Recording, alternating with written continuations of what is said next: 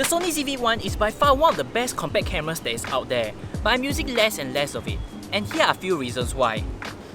Number 1 is faulty battery.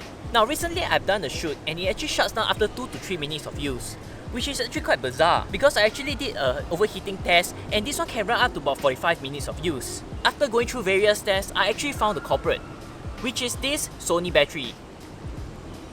Now this is a proprietary Sony battery and I was quite surprised that this was actually the one that caused the camera to shut down. At first I thought that I've used this battery a lot of times, probably a few thousand times, overcharging and overusing. Probably that what caused this problem. It was not. It was just an internal problem in this Sony battery. I actually thought that getting its own Sony proprietary battery would not have these such problems. Number 2 is the battery constraints. Now each one of these batteries can last about 30 to 40 minutes of use. Now one of the problems is that once it's flat, I have to change out the batteries. This is one of the standard tripods which you will be able to find, and it's very hard for me to access actually the battery doors. As you can see, once it's mounted, it's hard for me to access the battery doors over here. I have to literally take this whole thing out and change the batteries for a new one, which is quite a problem and a hassle for me as I'm filming outdoors and moving most of the time.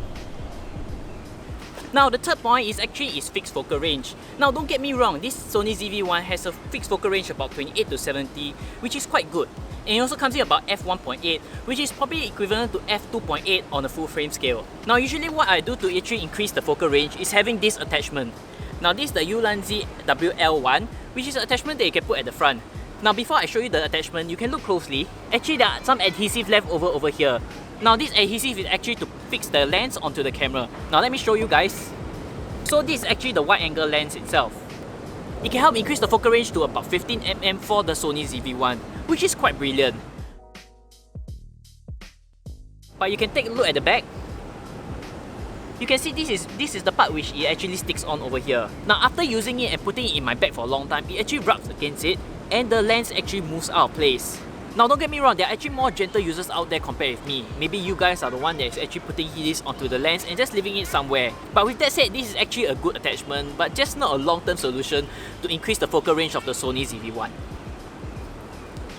The last one would be its dynamic range. Now, I know most of you guys do not grade your footage out there, meaning editing it in its raw format. But I do. I actually apply LUTs, which is called lookup table, which is actually a layer of filter to be able to grade your footage itself. That's why you see some of my footages usually has a little bit of grain and a little bit of colouring to it.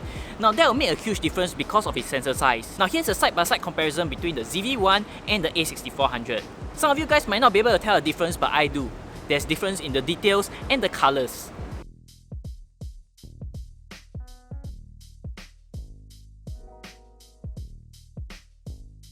Which is quite a significant factor for all those who want to color grade your footage. So with these downsides that I mentioned, what am I trying to say? Basically, I'm using my A6400 about 90% of the time now. Other than a slightly bigger size, it most has none of the issues mentioned in the Sony ZV-1. That leaves us with 10%. Now the 10% of the time, I'll still be using this for those top-down angles, especially for my unboxing videos. But a lot lesser for all those outdoor shots which require me to do a lot of talking head videos, but maybe just 1 or 2 segments for those B-roll angles. What do you guys think? Do you own one of these or one of the RX100 lineup? And do you think the Sony ZV-E10 solves all of these issues? Leave me down in the comments below. If not, I'll see you guys in the next video.